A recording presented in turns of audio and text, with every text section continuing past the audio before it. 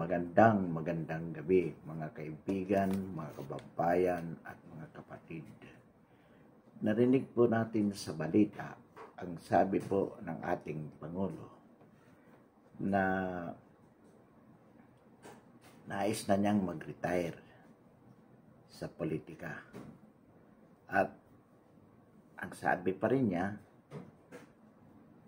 kinausap niya ang kanyang anak na sa Inday Sara na huwag magkamaring tumakbo bilang Pangulo sa susunod na taon.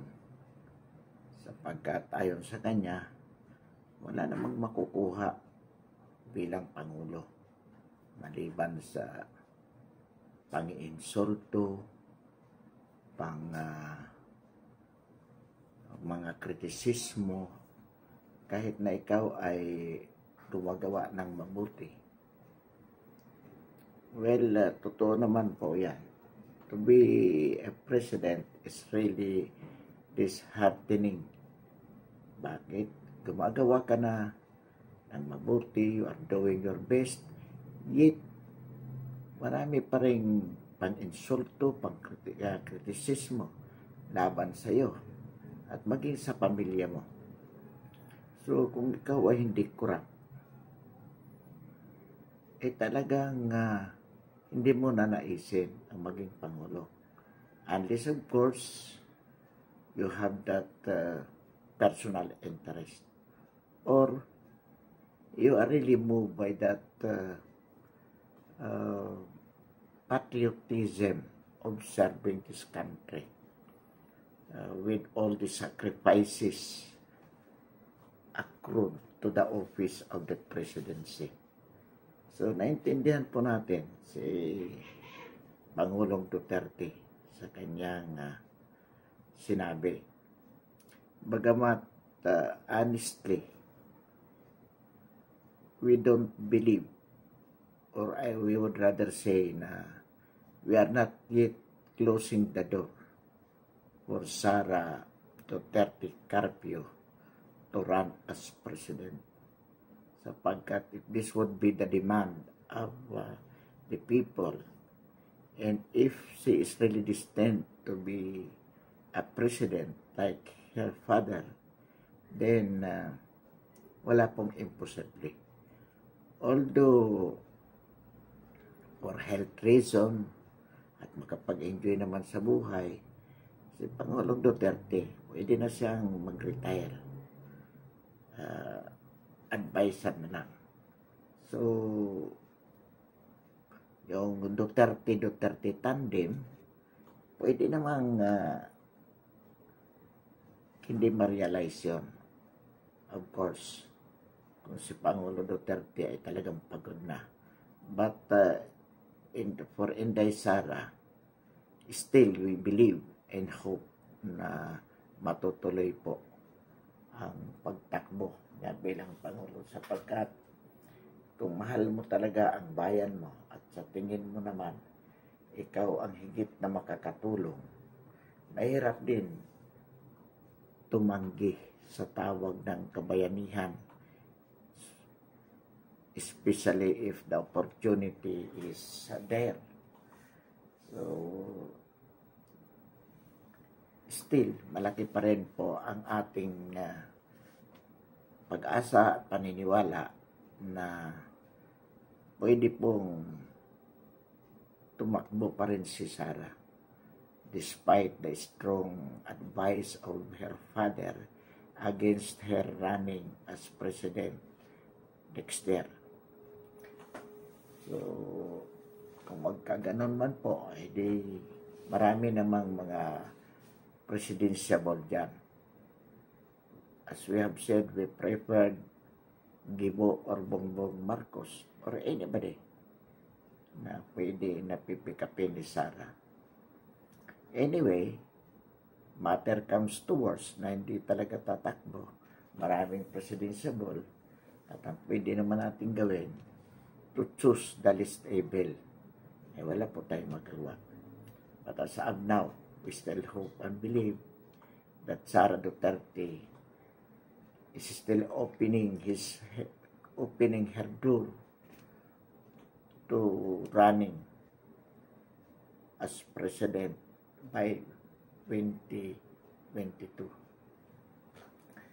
Narinig po natin sa isang balita din po, o kaugnay na balita tungkol sa politika, narinig po natin si Senator Lacson na sinasabi po niya na base sa kanyang information, isang undersecretary ay nag-organisa ng mga troll farms, sabi niya, in every province nationwide. Well, of course, si Senator Lacson is conditioning the minds of the public with that pronouncement na itong mga vloggers na kumukumpanya for and in behalf of the administration, whoever will be the candidate, and against the opposition, kinukondisyon na niya ang utak ng publiko sa pagsasabi na itong mga nangungumpanya na ito pabor sa administrasyon ay bayaran. Because Senator Lacson expects, which is true naman, na ang campaign, the heavy campaigning for next year's election will be through social media. Ito po ang major means of campaigning will be the social media technology. At inaasahan po yan na maraming maglalabas ng mga informations, Facebook, YouTube, pabor sa administrasyon. At sasabihin nila na itong mga ito na kumukumpanya laban sa administrasyon, or rather in favor of the administration and against the opposition, ay mga bayaran. Yan po ang mental conditioning. Pero ito po ang masasabi natin, Mr. Senator, marami ang nangungumpanya pabor sa administrasyon sapagkat nakita nila kung ano ang mga pagbabago ang nasimulan at isinusulong ng Duterte administration. At kailangan ipagpatuloy ang mga simulaing ito. Kung kaya marami tayong mga kababayan na kahit hindi personal na kilala ng ating Pangulo, walang kaugnayan sa pamahalaan, ay nagpapahayag ng kanilang mga saloobin, moved by the spirit of patriotism, to support the administration, to convince the public by whatever means, particularly through the YouTube, blogs, or Facebook information, para makumbinsi ang publiko na magkaisa, magtulungan, na suportahan ang administrasyong Duterte at sino mang kanyang iinduso in 2022. Ito ang katotohanan. Marami po tayong mga kababayan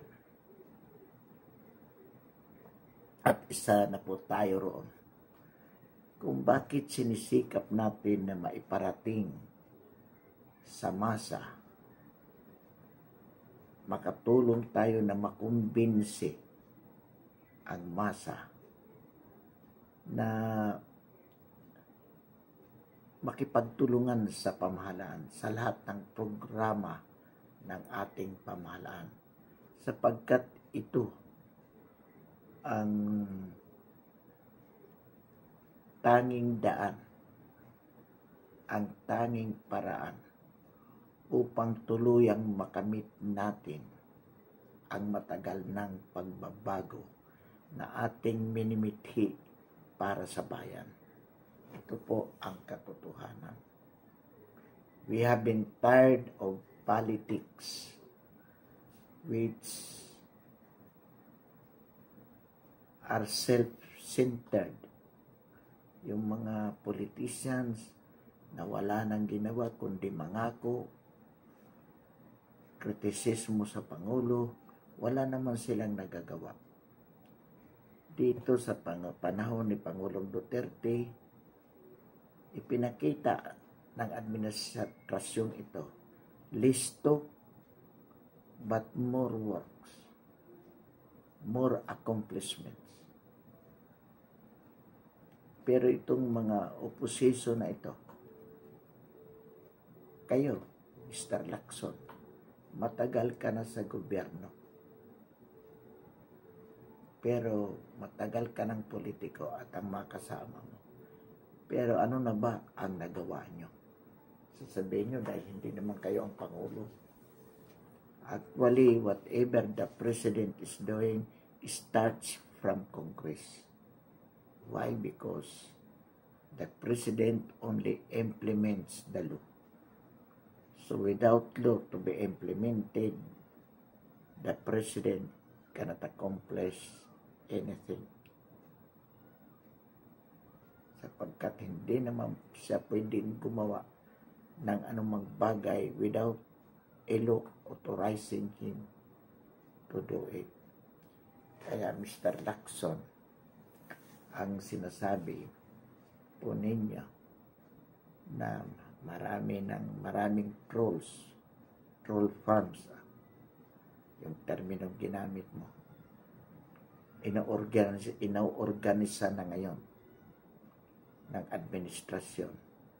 That is malicious in the sense that you want to condition the public to believe that these YouTube bloggers, Facebook informants in favor of the administration ay mga bayaran.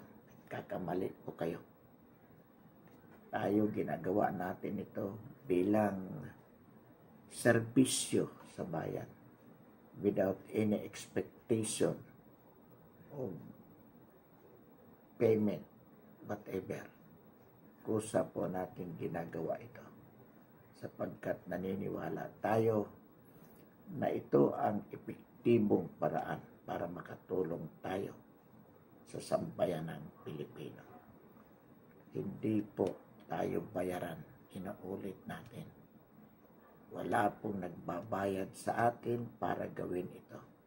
We do it voluntarily by ourselves, knowing that this is the best that we can do for our country to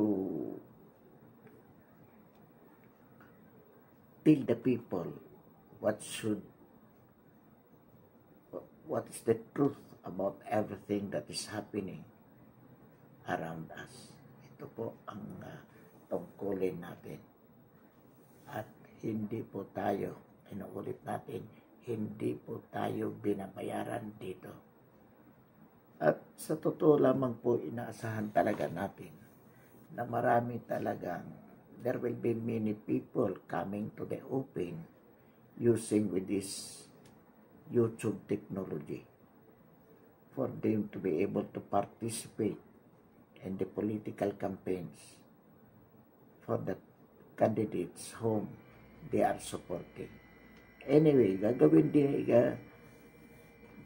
niya ng mga politiko ang magbayad na kanilang mga PR man para hindi po, that cannot be denied. It cannot be denied. Marami ang gagawa. Practically, perhaps all candidates will be behaving their paid advertiser yung mga kinikilala nilang magagaling na vlogger, pwede nilang bayaran yan. Well, there's nothing bad about it kung sakali. Una,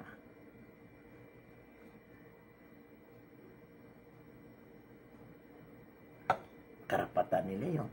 At kung may pambayad sila. But the implication of Mr. Lacson that government's money will be used by the administration, again, paninira yan. Dagdag paninira sa Duterte administration, which President Duterte for sure will not allow. Hindi po yan papayagan ni Pangulong Duterte. Pero kung mayroong ebidensya si Ping Lacson na isang umanong undersecretary, di sabihin niya. At kung magpatunayan niya na ang perang ginagamit nito ay pondo ng gobyerno, then sabihin. Patunayan niya at mapaparusahan naman yan. But in general, so far, no, in the absence of specific proof to that effect, we believe na walang ganong plano ang administrasyon. Kung meron mga kandidato sa administrasyon na gagawa niyan, uupan ng kanilang mga vlogger to promote them. Well, that is their own personal money na gagamitin. Kaya kayo mag-alala, Ping Lacson. Talagang maraming mga vloggers na lalantad at susuporta sa administrasyon, sino man ang magiging kandidato nito. And of course, sa ating bahagi, because we support Duterte and we believe that President Duterte will not endorse somebody whom he believes will not continue his legacy, then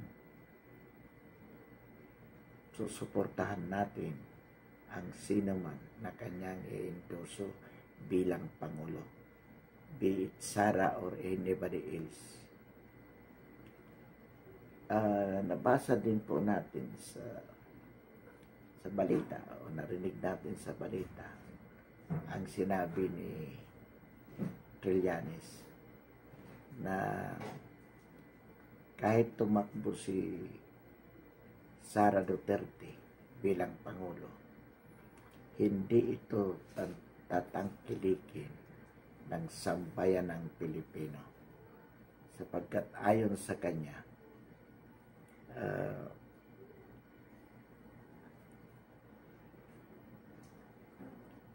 ayaw ng mga Pilipino sa style ng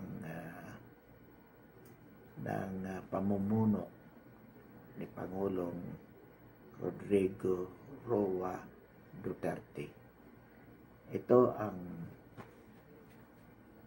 sinabi ni Trillanes. Well, ang sabi nga natin, si Trillanes is a kind of a man who is being eaten by his envy and perhaps foolishness or madness against President Duterte.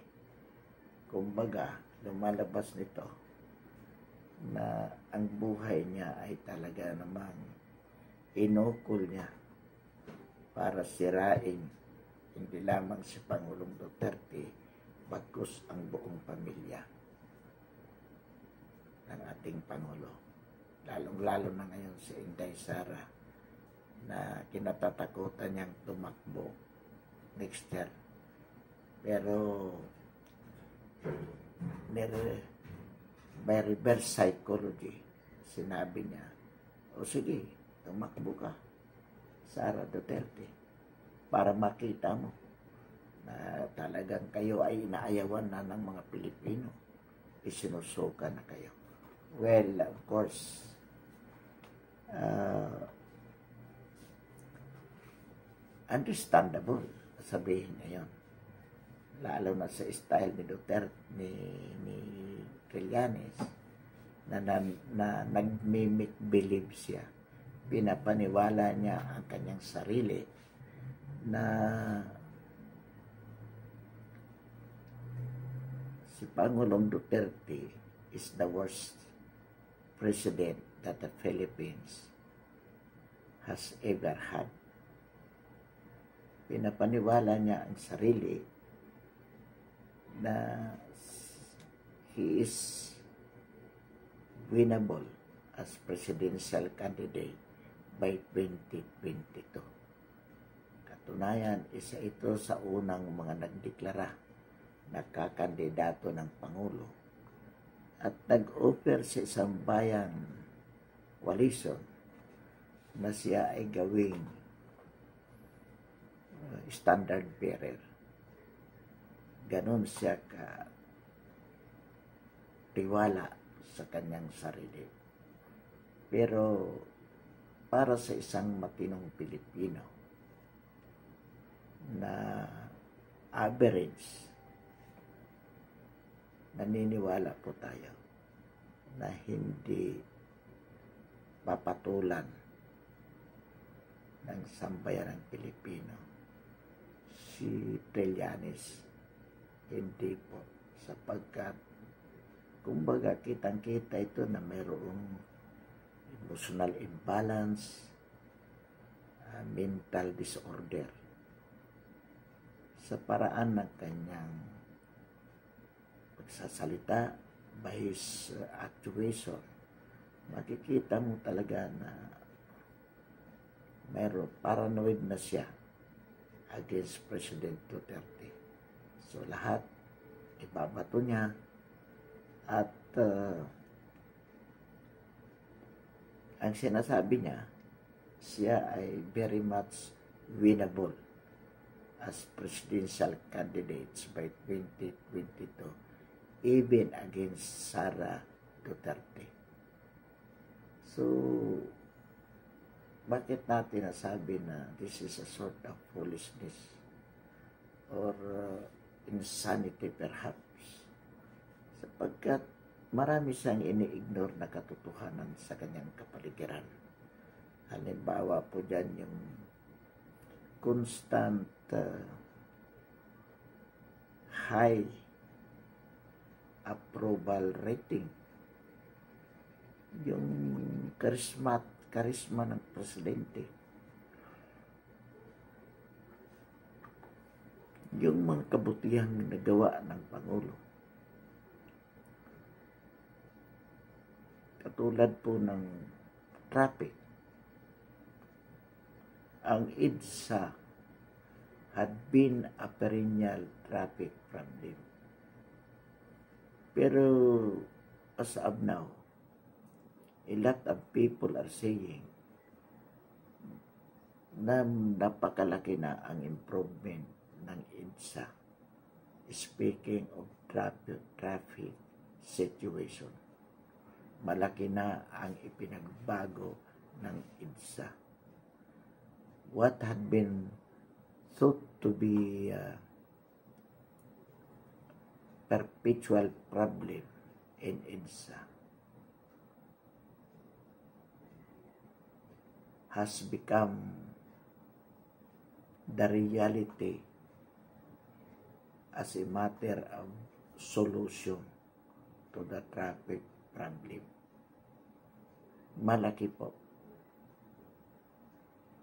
So, yan o, nagpapakita lamang ng great achievement of the President. Sa infrastructure projects, through build, na inaatake ng opposition na walang kwenta. Kailan lamang sinabi ito ni Senator Hontiveros na wala namang magandang resulta ito.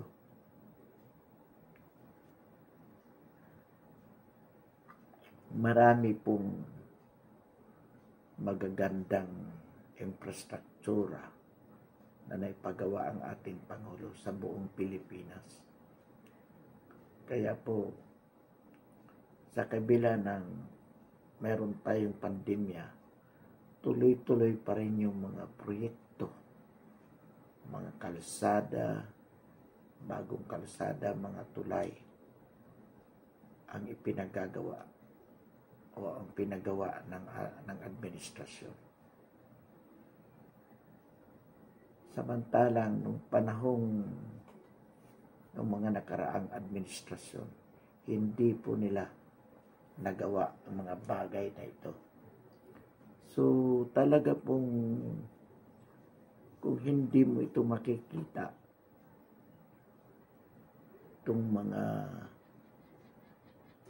achievements ng ating Pangulo sa loob pa lamang ng 5 years ng kanyang panunungkulan, ito ay sadyang pagbubulag-bulagan na lamang o sadyang it's distorting the facts just for the sake of maligning the president for political reason. Yan po ang totoo. Itong mga oposisyonista, si De Lima, Ontiveros, Drilon, Pangilinan, wala na po silang nakikita. Si Trillanes, si Carpio. So talagang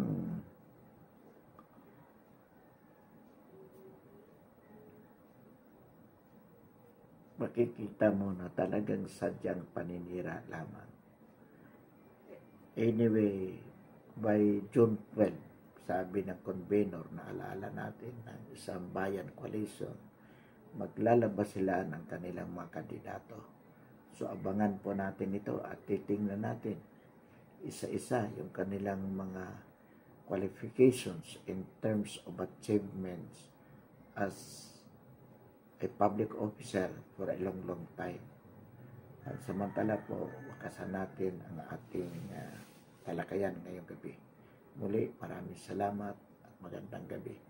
Bilang suporta po, naanyayahan po natin na i-subscribe ang ating YouTube channel, ang ating paninindigan sa napapanahong isyu ng lipunan. Muli po, maraming salamat at magandang gabi.